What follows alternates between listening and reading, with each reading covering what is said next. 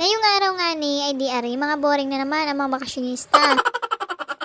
Pangalawang araw laang nga ni na rin mga ari dini sa Marinduque. Akala mo yung mga bakasyonistang talaga? Ay, aring mga likat na ari, di inaaya ko din ay sa bundok. Oh. Akala siguro ay sila ay magbabakasyon laang. Ay ate, ay hindi. Tarini kayo at kita'y magalukad. Isang linggo na nga ni daw yung inalukad-lukad ni tatay. Abay, anong tagal naman nga ni nun? Wari ko hindi paglukad ang inagawa. Yung totoo nga ni ay talagang mga boring lang aring mga ari. Kaya naman ngayong araw ay napagpasyahan namin na kami ay sumalunga at tulungan si tatay na maglukad. At baka nga ni daw hindi lang isang linggo abutin at baka isang buwan pa dahil nga ni nag-aisa-isa si tatay na nagalukad doon. Ay aba, hindi naman pwede na kami ay matulong lang. Siyempre kami matulong at kami mabahagi din kahit kaunti. Charot! Kami nga ni ay nalayo pa kung saan may lukarin, ay naariman din ang lukarin ay oh. Ay di bahala na kung kanino man ari, ay di bahala na yung may-ari na maghanap. O kaya naman ang agawin namin ay abahangga na lang namin siya. Ay hindi na niya agawin ari, ay di kami na magalukad oh.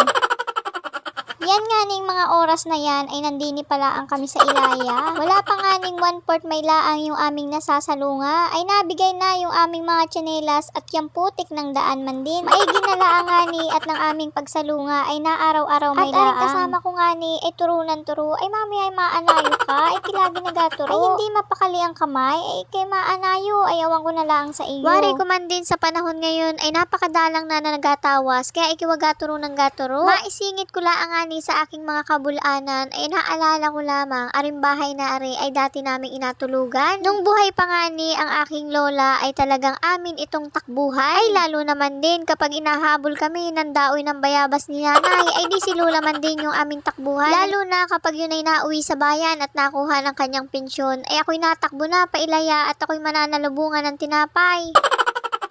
Naalala ko nga ni kapag dini kami nanunulugan kay Lola dati. Hindi laang naman kami nanunulugan, nakikikain na din. Ay di nga ni kapag oras na ng kainan ay di kanya-kanya na kaming kuhanan ng pinggan. At pagkakuha namin ng pinggan noon ay kami asandukan pa ni Lola. Abay kaswerte man din namin at kami pabahay na. Pakain pa, ay saan ka na malagay ay buhay reyna ka na? Sa totoo nga nila ay talaga namang kaming magpipinsan ay nandoon na lahat halos. Ay di yanong saya man din ng aming bandingan. Bago nga ni ako magbubulan ulit ay ipapakita ko na sa inyo yung aming bundok na pupuntahan. At arin na nga ni yung mga kaganapan sa aming pagsalunga. Kuha nga ni sa camera aring isang bakasyonista na kasama namin. Nangangain nga ni ng ice candy na aking daladala. Buti na nga ni lang at hindi man din natunaw ay mataga sana. At arin naman isa ay pinapil yung pagkain na ring ice candy. Nakakatulala ang pagkain na ice candy ano. Sa tinagal-tagal nga ni ng aming pag-akyat dini sa bundok ay sa wakas man din ay nandini na kami. Muntikan pa nga ning magkaligaw ang mga person. Buti na nga nila at kami pinuntahan ng aming pinsan at akala daw niya ay kung naano na. Huling-huli naman sa camera ang aming pagsuot dini sa sukalan. Dahil nga ni si tatay ay walang sariling daan ay di kami nagsuot-suot kung saan-saan. Kainamang tao ari porket maliit ay kung saan-saan laang nasuot. Buti na nga nila at narinig ng aming pinsan yung aming mga sigaw. Ay di nga ni ari at hanggang dini ay kami hinatid at tinuro sa amin yung aming daanan. Diyos me, yun naman si Kang Buni. Porket nga ni maliit na tao ay suot lang ng suot kung saan saang sukalan. Kami man din sana ay hindi maliligaw kung kami laang ay hinantay sa pag-alis. Ay kainaman man din at kami iniwanan. Ay sabi man din namin ay kami masama pa sa lunga. Ay kami iniwanan naman. Ayaw nga ni tatay na kami isama pa bundok. At kung ano-ano laang daw naman ang aming agawin. Akala niya siguro nung gabi ay kami nagaloko na kami masama pa sa lunga. Di galaw nga ni yung inalukad ni tatay ay umabot na ng isang linggo. Ay katagal na nga ni ano. Kaya wari ko man din kaya napakatagal ang paglukad ay may isang bote na Red Horse na baon-baon. Akala mo'y tubig na nakalagay sa aqua flask na lagayan ng tubig. May branded pa. Ayun pala yung Red Horse kaya naman pala napapatagal ang paglukad. Baka nga ni sabihin nyo laang bakit nagalukad pa si tatay ay matanda na. Sa totoo laang laang nga ni si tatay ay hindi yan mapapakali kapag yan ay wala sa gubat. Dahil nga ni sabi laang ay sanay na sila kaya sila ay gustong gusto na laang ay nasa gubat minsan. Pigilan man namin na wag na siyang pumunta ng bundok at maglukad na mag-isa ay wari ko'y pasensyahan na talaga at hindi mo mapipigilan ang matatanda. Etong lupa nga ning ito ay dati namin itong taniman ng kung ano-ano. Dito laang naman kami kumukuha ng aming ikakabuhay dati. Natatandaan ko pa etong puno ng manggang ito ay dito minsan kami natutulog na. Baka nga ni kayo ay magtaka kung sanay nga ni kami sa bukid. Ay makasanay na sanay kami sa bukid at dito na kami nabuhay. Sa tinagal-tagal nga ni ng aming pagsalunga ay arina yung matanda nagabalunas na maigi ng niyog. Ayan naman din ang bungis-ngis ni Kang Buni nang kami makita. Akala mo siguro ay kami ay nagabiro ano? Sang linggo na nga ni daw nagalukad-lukad aring matandang aridini. Abay hindi yata kamali ng inasabi si nanay baka abuti ng isang buwan. Dahil nga ni napakadami pa nitong inabalunasan ni tatay. Pagkatapos nga ning balunasan yung niyog ay di abi-aki naman yan. Siyempre pagod na yung kamay kakabalunas tapos gabasa naman siya dahil nga ni gabiyak siya ng niyog. Dahil nga ni nagaisa-isa siya ay talagang tatagal talaga siya sa paglulukad. Pagkatapos nga ning biakin ang niyog ay asalansa naman sa takahan. Siyempre wala siyang katulong kaya naman lahat talaga ay siya ang gagawa. Kakaawa naman aring matandang ari at inasolo-solo aring paglulukad na ari. Yun nga nila ay kami pala ay walang dalang mga armas. Hindi nga ni namin naisip may lang na wala may lang kaming kadaladalang armas pasalunga. Kapag nga ni kami ay may nakasalubong na kung ano sa daan ay makawala kaming kalaban-laban at wala may lang kahit isa kaming dalang armas. Aga tulungan sana nga ni namin ang pagbaak ng niyog ay wala nga ni kaming dalang itak kaya naman ako'y sumampa din sa tapahan at ako'y nagtaob na laang nung nabiyak na niyog. Ari nga ning mga padali ko ay makasalangsang buni kaya naman ari paniguradong lutong-luto ari pagkatapos makalukad wari ari kapag naluto ay awan laang. Parang may gusto nga ni si tatay na sabihin sa aking pagtaob ng niyog. Wari ko'y naiisip ay abay maigi ay ko'y bumaba na at pabiyain na yata ko na laang ang magawa yan. Ay ati kayo wag magasalita dyan at baka mamaya ay pagkaluto na rin ay makalukad wari ari talaga. Sa mga oras nga ning yan ay napagluloko namin si tatay. Sa hindi nga ni nakakakilala kay tatay, si tatay nga ni ay makwelang tao. Kami nga ni ay kapag kasama namin yan si tatay ay kami parang magkakabarkada laang. Dahil nga ni yan si tatay ay nakikipagsabayan laang sa amin sa pangakalokohan. Si tatay nga ni ay hindi yan katulad nung iba napakaseryoso sa buhay kaya natanda agad. Charot. Makatotoo lang yung nasabi ko kaya ayan ang maganda kay tatay nakikipagsabayan laang sa amin sa mga kalokohan. Pero yan ay kapag seryosohan ang usapan ay seryoso din naman. Yan ay maliit na tao lamang pero yan ay napakatapang talaga. Naalala ko laang nung bata pa ako ay hindi ako nasunod sa utos niya ay ako'y abatikayin ng sirotso. Akala nyo laang siguro ay nakikipagsabayan sa amin yan sa kalokohan. Ngayon mamaya ay may dala ng palapat apalo na sa amin pababa. Sa mga oras nga niyaan ay namamadali na si tatay dahil nga niya na inamadali namin maigi. Kaya nga ni sabi sa amin ni tatay ay kayo baba na at wala kayong magawa sa buhay. Kaya man din ayaw ko na may kasama, maigi pa ay nag-aisa ay sabi laan ni tatay. Sa wakas nga ni ay natapos na sa pagbalunas ng niyog si tatay. Abay mainumay laang na Red Horse at nakakapagod ang pagmadali ninyo sa akin. Buksan ang Aqua Flask. Aba naka-Aqua Flask. Yan ang ginhawa wari nung pag-inom ng Red Horse ginhawa na sa lalamunan, malamig-lamig pa. Abay pagkatapos nga ni uminom ng Red Horse, abay nandini na at nakikitilili na. Baka gusto mo naman magpahinga, abay nakikitilili, nakikipag-agawan sa itak at siya na daw ang magabaak. Aba naman. Abay ikaw ba namang naapurado sa amin? Yan nga ni ay inapakuha muna namin ng mura. Abay hindi namin mapigilan, maparinig kaunti-kaunti at mamaya agawin na yung itak sa amin. Ay di nga ni sa mga oras na yan, abay kinuha na nga ni yung itak, hindi na napigilan. Para nga ni daw mapadali yung agawin ay siya na ang magawa. Abay katagal na itong inalukad mo, hindi pa natatapos hanggang ngayon, isang buwan na yata. Kung hindi pa nga ni namin sinundan ari pasalunga ay abay hindi magamadali ng paglukad, baka hindi umabot bukas. Napagpasyahan nga ni namin na pumunta muna kami sa bahay dahil nga ni wala kaming kaitak-itak na dala. Kako nga ni ay mamaya ayun na itapos na ay kitay magadala ng itak para kitay gatadtad naman. Kaya nga ni kami ay pumunta din muna sa bahay ay di napagpasyahan din namin na pumunta muna dun sa mga pinsan namin sa kabila. Dahil nga ni magbe-birthday si nanay ay di asabihan namin na pumunta sa baba. Ngayon nga ni ay andito na kami sa bahay. Eto nga ni yung bahay namin nung unang panahon. Charot. Napabayaan nga nila laang at kami ay may bahay na sa baba. Eto nga ni yung bahay namin, sementado talaga. Kaya nga ni nakakapanghinayang dahil nga ni ito ay sementado at wala ding natira dito. Dahil nga ni sa mga bagyo-bagyo ay di ayan na, nasira na. Pagkatapos nga ni namin magpahinga sa bahay ay di aray at umaria na naman kami papunta dito sa mga pinsan namin dito. Unang bahay nga ni na mapupuntahan namin, abay mansyon agad. Charot! Unang lagapang nga ni ng paa namin, abay bayabas agad.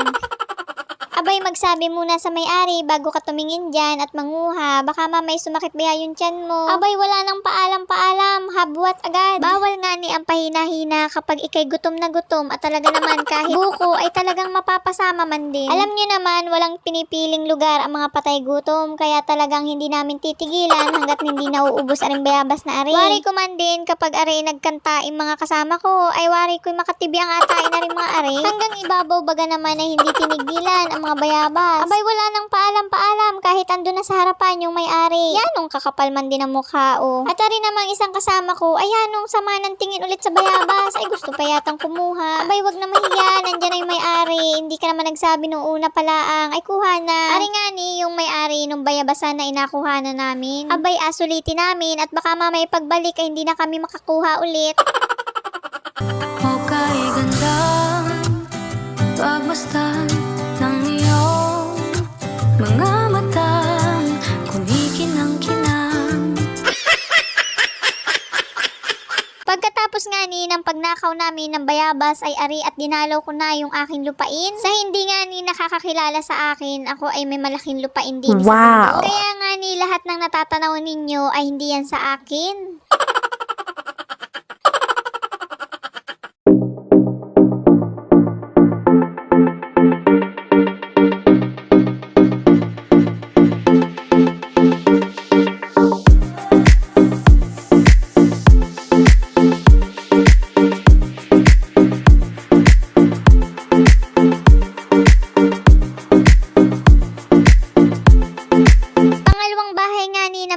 Namin na pinuntahan namin, abay bulaklakan agad.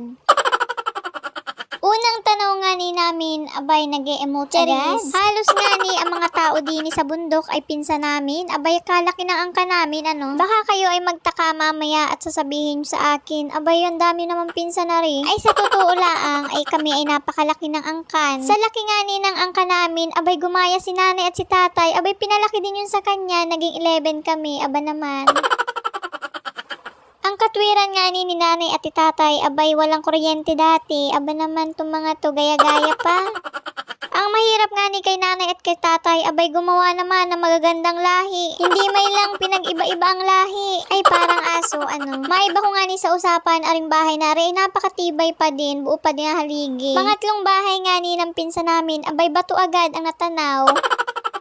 Kapag nga ni kayo ay may nakitang ganun sa bubong, abay alam nyo na. Hindi naman natin masasabi ang panahon, minsan talaga ay biglaan ng bagyo. Kaya yan, naglalagay sila ng mga bato, minsan tinatali na lang yung bubong para naman hindi lumipad kapag malakas yung hangin. At pang-apat nga ni nating matatanaw na bahay, abay mansyon agad. Abay partida na ari, yayamanin ang nakatira. Baka naman makikikain lang. Abay dumayo laang pala ng pagkain, kaya naman pala naparini. Abay tao po, makikikain po. Tao po, labas po kayo. Asan po kayo? Makikikain po kami. At ayan na nga ni yung magandang dilag, abay nagmamadali na lumabas. Ay ano kainin ninyo? Ay pasok kayo. Abay kahit anong kainin namin, baka mamaya may lechon pa dyan, ilabas mo na. Sakto nga ni yung pagdating namin dyan at nanananghalian pa yung mag-asawa. Abay, alam na may tira pa yan, hindi inubos. Mamaya pala ay nakalagay na sa plato yung kanin, abay asa uli ko muna at apakain mo muna sa kanila. Kaya naman alam nyo na kung gaano kababait yung ami angkan. Ultimong akainin nila ay apakain na muna sa amin. At aring dalawa kong kasama ay mukhang gutom kaya na. Kaya naman yung aking tiyuhin at tiyahin, abay hindi na magkaundogaga sa paghain ng pagkain namin. At talaga namang hindi na napigilan at pumasok na aring kasama ko ay talagang kakain, ano makapal ang mukha. Huy, wag ka naman ganyan. Abay, isang plato agad ang kanin. Abay, may kasama ka pang kayong dalawa, tirahan mo naman kami. Pagdating nga ni sa kainan, abay wala nang atrasulong, abay diretso na. Abay sunggab agad sa inahain, baka mamaya ay maubusan kami ng lechon. Kaya naman maya-maya ay nagpakikot lang ako at talagang nagdiretso na kaming dalawa. Abay makikikain din, nagugutom din kami, hindi lang ikaw. Ari nga ni talaga yung sadya namin din ang makikain. Ang mga angkan nga ni namin ay makasanay na sa amin at talaga kami makakapal ang mukha. Abay ihahain pala ngay sunggab na agad. Bawal ang pahinahina basta sa kainan. Sound boy. I'm on vacation. Yes, I'm on vacation. Oh, I'm on vacation. Yeah. Yes, I'm on vacation. Vacation. I need a peace of mind. Yes, I'm on vacation. I don't wanna have more stress. I'm on vacation. Please don't bother me. Yes, I'm on vacation. It's my time now to refresh. Oh, I've been working so hard, chasing my money. 24/7 no sleep. Now I wanna have some fun. Yeah. So when you see me posting, when you see me flexing, when you're getting G-Lasso, I'm living my life to the fullest. Please come down, just relax. And this is my view, my view. This is my room, my room. This is my food, this is my drink that got me in the mood. My ex be ready, I wanna show you my baby. I'm not single anymore. This is my baby now. Vacation. Yes, I'm on vacation. Oh, I'm on vacation. Yeah. Yes, I'm on vacation. Vacation. Acha makasiriko, hela sio zako. Acha makasiriko, fuatilia maisha yako. I need a peace of mind. Yes, I'm on vacation. I don't wanna have more stress. I'm on vacation. Please don't bother me. Yes, I'm on vacation. It's my time now to refresh. Oh, I don't think about problems. I don't want any trouble. Life is too short, now enjoy. Bless double double. So when you see me posting, when you see me flexing, when you're getting G-Lasso, I'm living my life to the fullest. Please come down, just relax. And this is my view,